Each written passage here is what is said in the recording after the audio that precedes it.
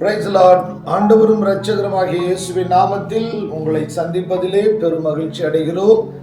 கிருபையாய் 4 மாதங்களை முடித்து 5ஆம் மாதத்தில் இந்த 1ஆம் தேதி காலை நேரத்தில் நாம் சந்திக்க கிருபை கொடுத்த தேவனுக்கு ஸ்தோத்திரம்.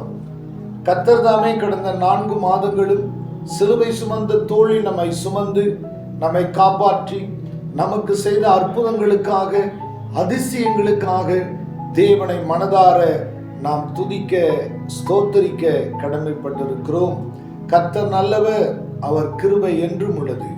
கிறிஸ்துவுக்குள் பிரியமானவர்களே, நீங்கள் எப்பொழுதும் கர்த்தரை துதித்துக் கொண்டே இருங்கள். அப்பொழுது தேவ பிரசன்னம் உங்கள் மேல் தங்கியிருக்கும், உங்கள் குடும்பத்தில் தங்கியிருக்கும்.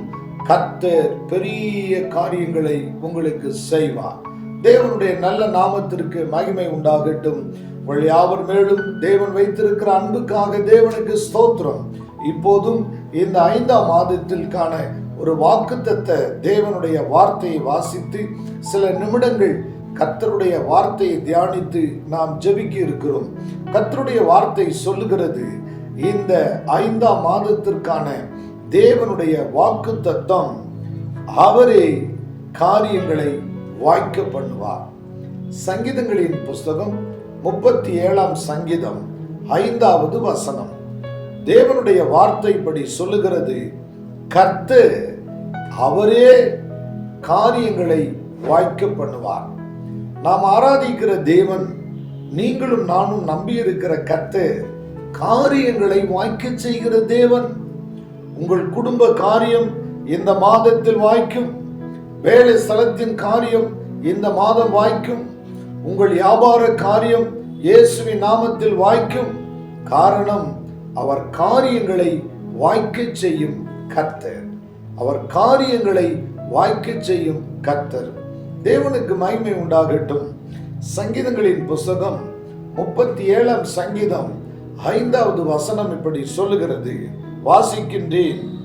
உன் வழியை கர்த்தருக்கு ஒப்புவித்து அவர் மேல் நம்பிக்கையாயிரு, அவரே காரியத்தை வாய்க்க பண்ணுவார்.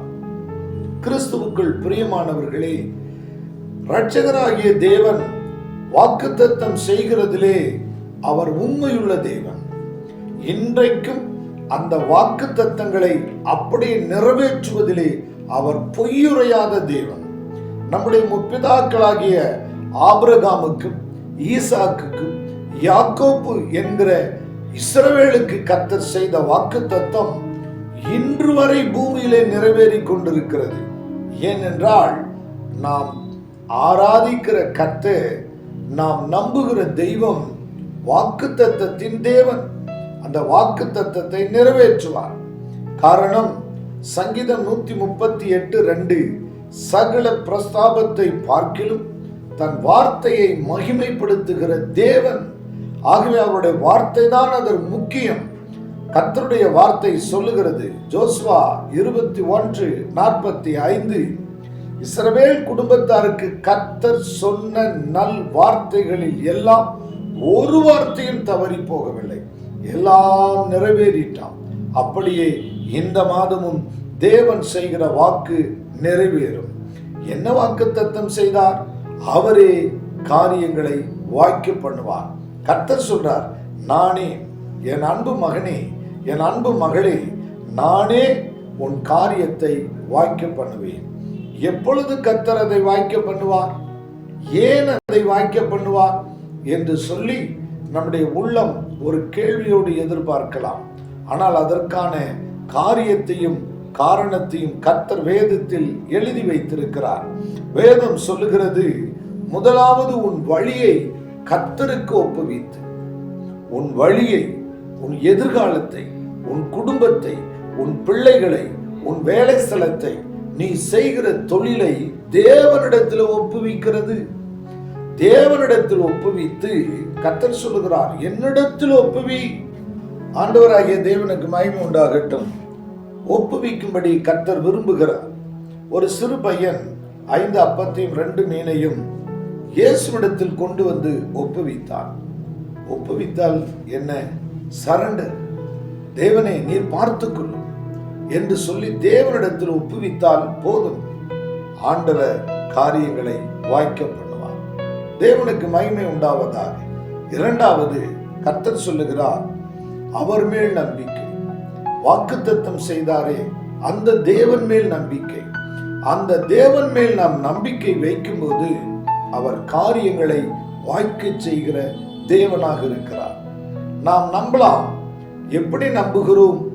வசனம் சொல்லுகிறது, ஆதாயத்துக்காக அல்ல, அற்புதத்திற்காக நாம் தேவனை நம்ப வேண்டும்.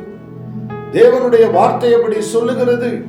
ஆகவே ஆண்டவருடைய பிள்ளைகளாகிய நாம் கர்த்தர் சொன்ன வார்த்தையை, கர்த்தர் சொன்ன வாக்கு தத்தத்தின் மேல் நாம் நம்பிக்கை வைக்கும் போது கர்த்தர் அந்த வார்த்தையை உறுதிப்படுத்துவார், நிறைவேற்றுவார். ஆகவே கிறிஸ்துவுக்குள் பிரியமானவர்களே, இந்த 5ஆம் மாதத்தில் உங்கள் காரியத்தை கர்த்தர் வாய்க்க பண்ணுவார். ஒருவேளை நீங்கள் வீடு கட்ட நினைத்து அந்த காரியம் தடைபட்டு போனதோ, இந்த மாதம் கர்த்தர் உங்கள் வீட்டின் காரியத்தை வாய்க்க பண்ணுவார்.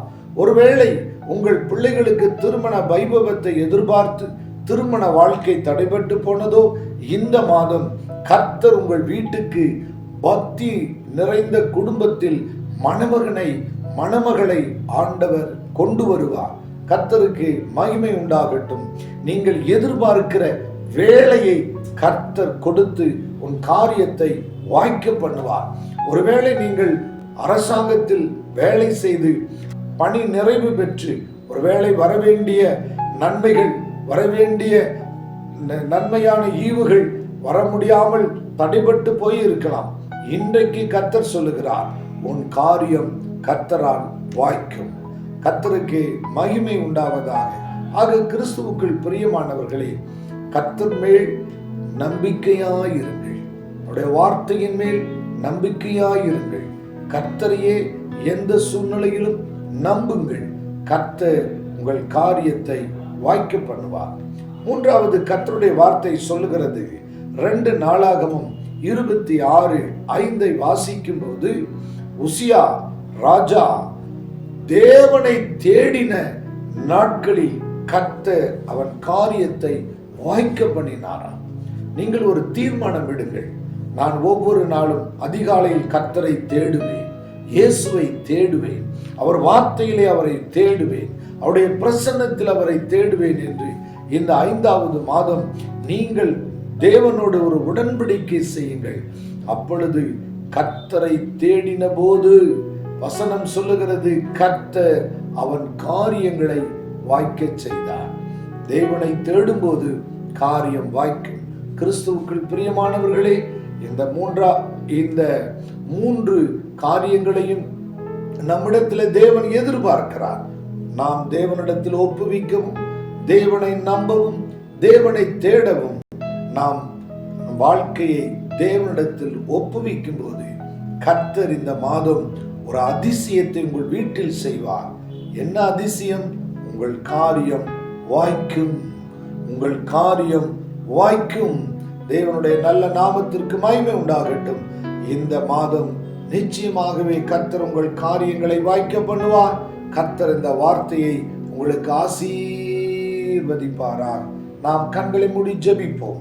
அன்பான பரலோக பிதாவே, ஆண்டவரும் இரட்சகருமாகிய இயேசு கிறிஸ்துவின் நாமத்தில் தேவனுடைய வார்த்தையை கேட்கிற ஒவ்வொரு குடும்பத்தின் காரியங்கள் வாய்ப்பதாக, தொழிலின் காரியங்கள் வாய்ப்பதாக, வியாபார காரியங்கள் வாய்ப்பதாக, இயேசுவின் நாமத்தில் நீர் வசனத்தை ஒவ்வொருவருடைய வாழ்க்கையிலும் அதை நிரூபித்து காட்டுகிறதற்காக ஸ்தோத்திரம், ஸ்தோத்திரம், ஸ்தோத்திரம். அப்பா, ஒருவேளை குழந்தை பாக்கியம் எதிர்பார்ப்போ காத்திருக்கலாம், குழந்தை பாக்கியத்திற்காக எதிர்பார்ப்போடு காத்திருக்கலாம்.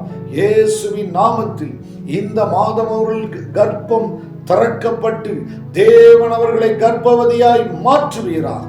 இயேசுவின் நாமத்தில் இந்த மாதம் வேலை கிடைப்பதா, இயேசுவின் நாமத்தில் இந்த மாதம் வீடு கட்டுவார்களா. கர்த்தருடைய கரம் காரியங்களை வாய்க்க செய்யட்டும்.